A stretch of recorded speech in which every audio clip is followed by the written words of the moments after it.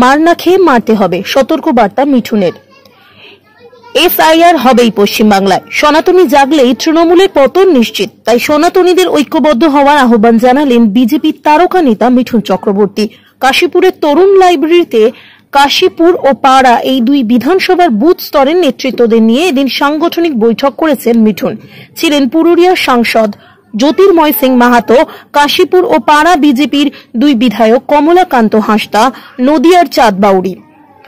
পুরুলিয়ার সাংগঠনিক জেলা সভাপতি শঙ্কর মাহাতোও ছিলেন, রাজ্য নেতা বিদ্যাসাগর চক্রবর্তীও ছিলেন। বৈঠকে মিঠুন জানান, অন্তত 150 জন কর্মী নিয়ে হোয়াটসঅ্যাপ গ্রুপ তৈরি করতে হবে, যেখানে একটা বার্তা দিলেই যাতে 150 জন কর্মী সাথে সাথে উপস্থিত হয়। তৃণমূলকে সর্বশক্তি দিয়ে প্রতিরোধের আহ্বান জানান তিনি। এছাড়াও তৃণমূলকে উৎখাত করতে বিজেপির সাথে বাম ও কংগ্রেসকে একসাথে লড়ার আহ্বান জানিয়েছেন এই তারকা রাজনীতিবিদ। আপনারা তো একই শক্তিশালী দল, কেন ওরা বুঝে গেছেন এবারে সনাতনী জেগেছে। সনাতনী জাগা মানেই তৃণমূলের বিসর্জন। আর আমি তো সবাইকে বলছি যে সনাতনী জাগুন, গর্ব সে কহো मैं সনাতনী हूँ। এর থেকে বড় কি বলবো? বিজেপি 2026-এ ক্ষমতায় এলে রাজ্যের জন্য প্রথম কি করবেন? আগে স্বাস্থ্য নিয়ে কথা বলুন, তারপরে দেখুন ওরা কি করবে আমি বলতে পারবো না, ওটা ওদের ব্যাপার, আমার আকারই আমার কথা। দাদা, গতকাল অভিষেক বন্দ্যোপাধ্যায় বলেছিলেন যে নির্বাচন কমিশন বিজেপির হয়ে কাজ করছে, কি করবেন? এটা সবাই বলছি, সবাই বিজেপির জন্য কাজ করছে, অথচ বিজেপির জন্য কেউ কিছু করছে। এ বলছে বিজেপি ইডি বিজেপির জন্য কাজ করছে, বড় বলছে সিবিআই বিজেপির জন্য কাজ করছে, আমি বলছি ইলেকশন বিজেপির জন্য কাজ করছে, সবাই বিজেপির জন্য কাজ করছে, অথচ কিছুই হচ্ছে।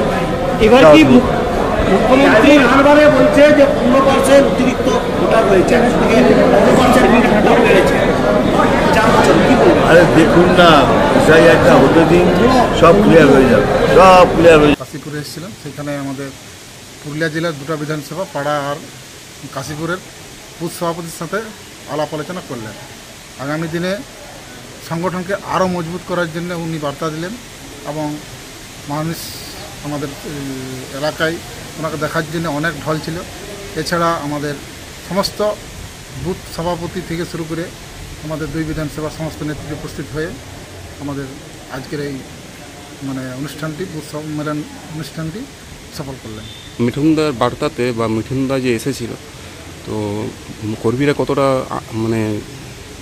চাঙ্গা? ভাবতে পারবেন না, মিঠুনদাকে দেখে আমাদের কর্মী অনেক চাঙ্গা এবং মিঠুনদা যে কথা বলেছেন এবং যে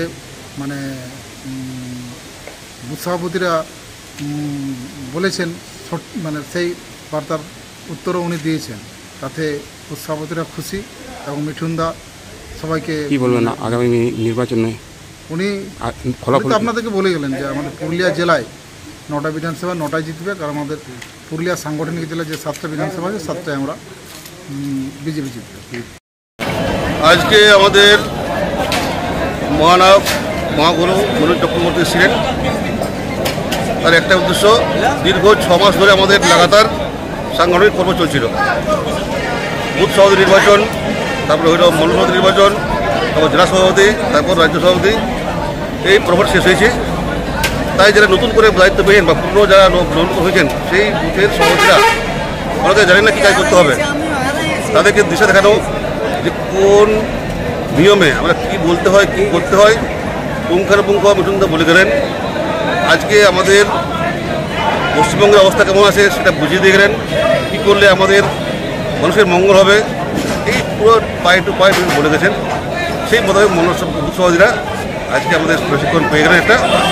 আমরা আবারও নতুন করে হয়তো বুথ সভাপতি ডাকবো, অন্য কোনো নেতাদের ডাকবো, আমাদের সাংগঠনিকভাবে জোরদার হবে।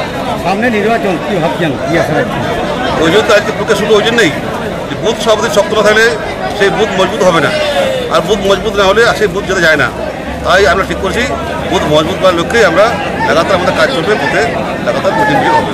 মিঠুনদার বার্তাতে কর্মীদের মনোবল কতটা চাঙ্গা হয়েছে? অনেক চাঙ্গা। মিঠুনদাকে পেয়ে আমরা যে কর্মীদের যে উৎসাহ, চোখে পড়ার মতো উৎসাহ, এবং যারা হয়তো বলছিলেন বিয়ে ডাকলে আসতেন না, আজকে যারা কানায় কানায় পূর্ণ, অনেক বাইরে যারা ডাক ছিল না তারা বাইরে দাঁড়িয়েছে, ভিড় করছেন, কিন্তু তার উপায় নেই, আমাদের সাংগঠনিক সভা ঢুকতে দেওয়া যায় না, এই জন্য আমরা আমাদের মতো করে ফুল চার্জ করে দিতে গেলেন।